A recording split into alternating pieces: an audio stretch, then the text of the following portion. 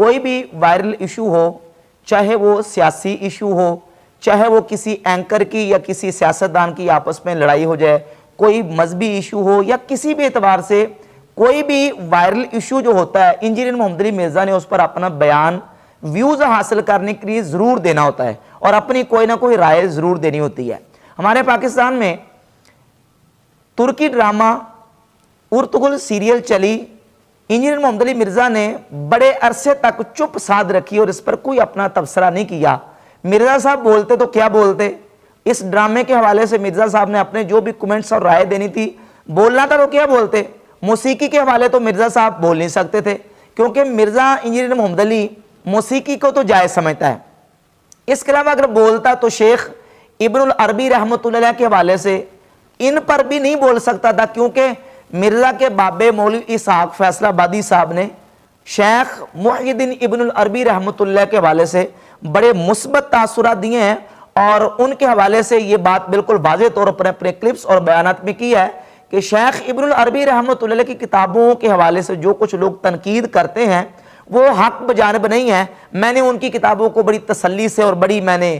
دقت نظر کے ساتھ پڑھا ہے۔ وہ ایک بڑے عارف باللہ اور بہت بڑے جو نا وہ پہنچی شخصیت صوفیاء میں سے تھے۔ تو اب شیخ ابن العربی رحمۃ اللہ پر بھی انجینئر محمد علی مرزا نہیں بول سکتا تھا، کیونکہ اس کے ممدوح اور اس کے بابا جان مولوی اسحاق صاحب فیصل آبادی انہوں نے شیخ ابن العربی رحمۃ اللہ کے بارے میں بڑے اچھے اور مثبت کمنٹس دیے ہیں۔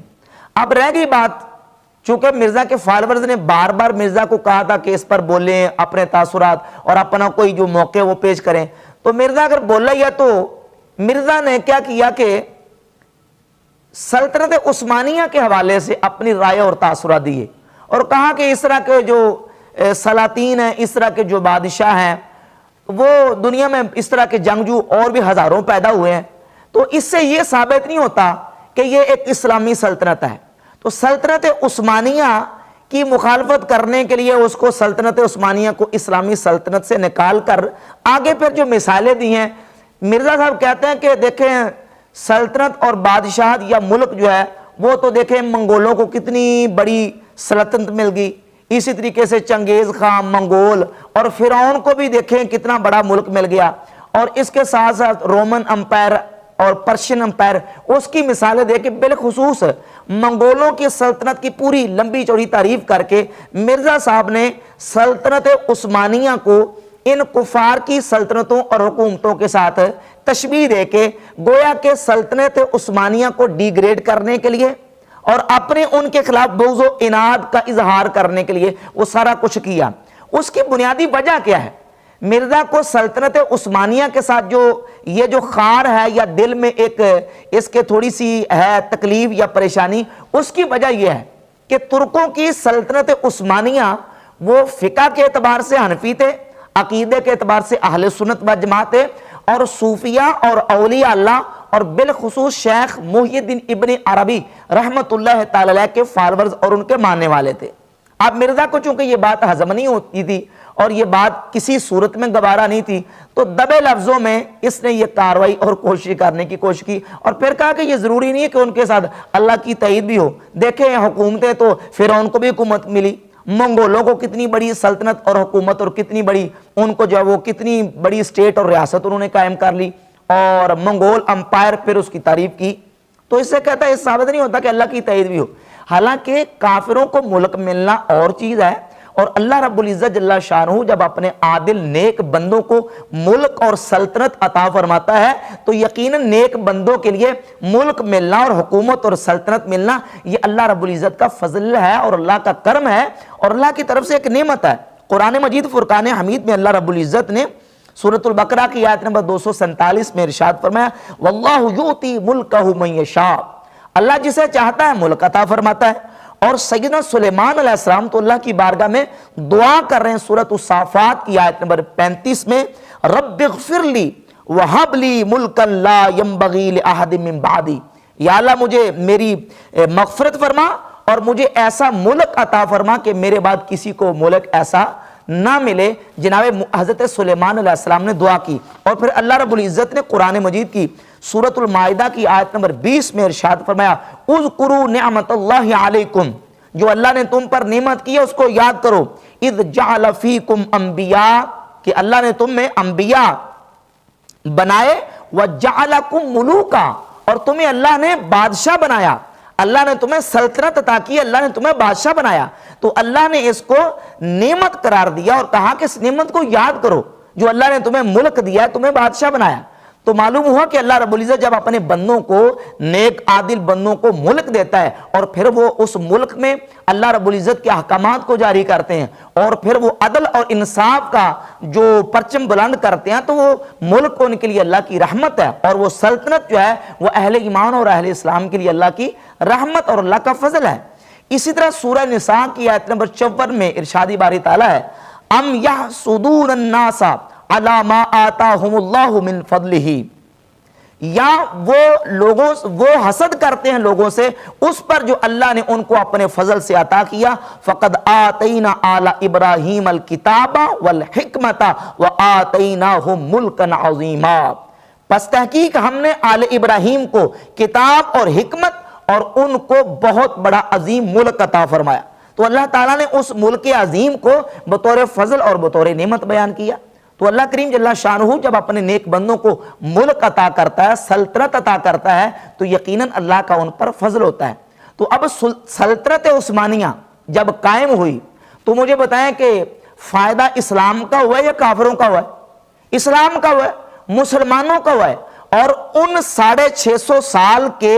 سلطنت عثمانیہ کے دور میں اسلام کا جو پرچم بلند ہوا، مسلمانوں کو جو عروج ملا اور اللہ رب العزت نے مسلمانوں کو جو سرخری عطا فرمائی ہے، وہ تاریخ کے روشن باب میں بالکل عیاں اور واضح لکھا ہوا ہے۔ تو اس حوالے سے سلطنت عثمانیہ کے حوالے سے مرزا نے جو اپنے منفی کمنٹس دیے ہیں، اور عثمانی سلطنت کو اور اسلامی سلطنت کو کفار اور مشرکین اور فرعون اور منگولوں اور ہلاکو خان اور چنگیز خان کی حکومت کے ساتھ تشبیہ دینے کی جو ناکام کوشش کیا ہے، یہ بالکل اس کا اناد اور بغض اور حسد ہے۔ اور مرزا انجینئر کسی مقام پہ بھی تین اس کے مین پوائنٹ ہیں، ان کو ہاتھ سے نہیں جانے دیتا۔ ایک تو یہ کہ اسے کوئی ایسی بات، کوئی ایسا واقعہ مل جائے جو نبی کریم علیہ السلام کے صحابہ کرام علیہ رضوان کے خلاف کوئی بات جاتی ہو، تو اس پر پورا منفی تبصرہ کرے گا، اپنا پورا ایڑی چوٹی کا زور لگانے کی کوشش کرے گا صحابہ کرام رضی اللہ تعالیٰ عنہ کے خلاف کاروائی کرنے میں۔ اور دوسری اس کی جو دشمنی ہے وہ صوفیہ کرام علیہ رضوان کے ساتھ، صوفیہ کرام کے خلاف کوئی اسے بات مل جائے، بات کا بتنگڑ بنا کے یہ عوام الناس کے سامنے پیش کرے گا اور صوفیہ سے لوگوں کو بدظن کرنے کی کوشش کرے گا۔ اور تیسرا اس کا آخری حربہ یہ ہے کہ احناف کے خلاف، فقہ حنفی کے خلاف، امام اعظم ابو حنیفہ رحمت اللہ تعالی علیہ کے خلاف یا ان کی فقہ کے خلاف کوئی بات ملے گی، اس کو لوگوں کے ورگلانے کا ذریعہ اور سبب بنا لے گا۔ اور پھر اسی گفتگو میں اس نے سلطنت عثمانیہ سے تعلق رکھنے والے ایک بہت بڑے عظیم سلطان، جن کا امت اسلامیہ پر ایک بہت بڑا احسان ہے اور اللہ رب العزت نے جو منزلت اور جو مقام ان کو عطا کیا ہے وہ کسی سے مخفی اور پنہا نہیں ہے، وہ ہے سلطان محمد فاتح رحمت اللہ تعالی علیہ، جن سے اللہ رب العزت جل وعلا مجدہ الکریم نے یہ کام لیا جو نبی پاک علیہ السلام نے پیش گوئی اور بشارت دی تھی، وہ ان کے ہاتھ سے پوری ہوئی۔ اور وہ یہ ہے کہ سلطان محمد فاتح رحمت اللہ علیہ نے قسطنطنیہ شہر فتح کیا۔ اب ان کے خلاف اپنی رائے دیتے ہوئے انجینئر محمد علی مرزا کہتا کہ دیکھیں، آپ اگر یہ کہتے ہیں کہ یہ سلاطین جو ہے انہوں نے اسلامی حکومت قائم کی اور ان کی حکومت اسلامی حکومت ہے، تو دیکھو ان کے آفیشل جو لاز اور قوانین ہیں ان کو دیکھو۔ یہی سلطان محمد فاتح جنہوں نے قسطنطنیہ فتح کیا تھا، انہوں نے اپنا ایک آفیشل لا بنایا تھا اور کہا تھا کہ میرے بعد جو حکمران بنے گا وہ حکمران اپنی حکومت کو بچانے کے لیے، لڑائی جھگڑوں سے بچنے کے لیے اپنے بھائیوں کو وہ قتل کروا سکتا ہے۔ اپنے بھائیوں کو قتل کروانے کا اس نے قانون بنایا تھا سلطان محمد فاتح رحمت اللہ علیہ نے۔ حالانکہ سلطان محمد فاتح رحمت اللہ تعالی علیہ پر بہتان عظیم ہے، بالکل اس کا حقیقت سے کوئی تعلق نہیں ہے۔ ایک مسلمان جرنیل، ایک مسلمان سلطان جو ہزاروں لاکھوں کروڑوں مسلمانوں کے ممدوح اور مسلمانوں کی آنکھ کا تارا ہے، ان کے خلاف اس طرح کا بہتان لگاتے مرزا صاحب کو بالکل خیال نہیں آیا۔ اب دیکھو نا، اگر یہ قانون انہوں نے بنایا تھا تو یہ یقیناً ظلم عظیم تھا، بہت بڑا ظلم تھا، جبر تھا، فسق تھا، یہ بہت بڑا ایک عظیم ظلم تھا۔ اب ایسا بندہ جو ایسا ظالم جابر فاسق و فاجر ہو، جو مسلمانوں کے قتل کرنے کے اصول بناتا ہو، کیا ایسے بندے کے بارے میں کوئی ایسی پیشگوئی ہو سکتی ہے؟ جبکہ رسول اللہ صلی اللہ تعالیٰ علیہ وآلہ وسلم کی جو پیشگوئی کتب احادیث پہ موجود ہے، امام بخاری رحمۃ اللہ اپنی کتاب التاریخ الکبیر کی جلد نمبر 2 صفحہ نمبر 82 پہ، المعجم الکبیر للطبرانی 18957 نمبر روایت ہے، امام ابو نعیم اصفہانی معرفت صحابہ میں اس کو لے کے آئے، مستدرک علی الصحیحین کی جلد نمبر 4 صفحہ نمبر 421 پر یہ روایت موجود ہے، اور مسند احمد ابن حنبل کی 18478 نمبر حدیث ہے۔ نبی پاک صلی اللہ علیہ وآلہ وسلم نے فرمایا لَتُفْتَحَنَّ القسطنطینیہ فَنِعْمَ الْأَمِيرُ أَمِيرُ هَذَا، فرمایا ان قریب تم قسطنطنیہ فتح کیا جائے گا، فَلَنِعْمَ الْأَمِيرُ أَمِيرُ هَذَا، پس اس کا امیر کتنا ہی اچھا امیر ہوگا۔ قسطنطنیہ کا فتح کرنے والا اس لشکر کا امیر کتنا ہی اچھا امیر ہوگا، وَلَنِعْمَ الْجَيْشُ ذَلِكَ الْجَيْشُ، اور وہ لشکر کتنا ہی اچھا لشکر ہوگا۔ جن کو نبی پاک علیہ السلام نعم الامیر فرمائیں،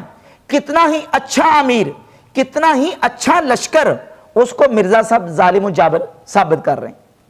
اور ظالم و جابر بھی ثابت کر رہے ہیں بالکل جھوٹ سے، کوڑ سے اور جھوٹ بول کے۔ نہ تو کسی تاریخ کی کتاب میں کوئی مستند اس طرح کی روایت موجود ہے، اور نہ ہی ایسا نعم الامیر جس کو نبی پاک علیہ السلام نے نعم الامیر اور اچھا امیر کہا ہو، ایسا وہ کوئی ایسا اقدام نہیں کر سکتا۔ پھر یہ کہتا ہے یہ علماء جو ہیں یہ اس ڈرامے کے فضائل و برکات بیان کر رہے ہیں، حالانکہ کسی بھی مستند عالم نے فضائل و برکات ہرگز بیان نہیں کی ہے۔ علماء نے، مفتیین کرام نے اپنے اپنے تاثرات کا اظہار ضرور کیا ہے، اس کے مثبت پہلو بھی بیان کیے ہیں، منفی پہلو بھی بیان کیے ہیں، تو اپنے اپنے موقع پر اپنی اپنی رائے کا اظہار ضرور کیا ہے، فضائل و برکات کسی نے بیان نہیں کی ہے۔ اور باقی یہ تو دن رات جو نا وہ جس طرح مثال کے طور پر عمر سیریز ہے، اس کے فضائل و برکات بیان کرتا ہے کہ یہ دیکھیں اگر آپ نے تاریخ دیکھنی تو یہ دیکھیں، تو کیا وہ فلم نہیں ہے؟ ہاں یہ ہے کہ اس میں تاریخ کو یا دیگر روایات کی بنیاد پر اگر اس میں اس کو فلمایا گیا تو وہ اپنی جگہ پہ ہے، لیکن جو کچھ اس میں دکھایا گیا یا جو کچھ اس میں نقلیں دکھائی گئی صحابہ کرام رضی اللہ تعالیٰ عنہ کی، یا نبی پاک علیہ السلام کی جو کفار گستاخی بے ادبی کرتے تھے اس کو بیان اسی طریقے سے وہ الفاظ اور وہ گستاخیاں بے ادبیاں کرتے دکھایا گیا، تو کیا اس شریعت اسلامی اس چیز کی اجازت دیتی ہے؟ شریعت کی میزان میں اگر رکھ کے دیکھیں تو کیا یہ دیکھنا جائز ہے؟ اس طرح کی چیزیں جو ہیں وہ لوگوں کو فلما کے دکھانا جائز ہے؟ اگر یہ ڈرامے نہ جائز ہے تو عمر سیریز جائز کیسے ہو گئی؟ اور پھر یہ کہتا ہے یہ جو اس کو بنانے والے ہیں اور جن لوگوں کی سرپرستی میں بنی ہے وہ علامہ یوسف قرضاوی صاحب اور ڈاکٹر علی صلابی صاحب، وہ اہل سنت کے دنیا کے بہت بڑے بڑے عالم ہیں،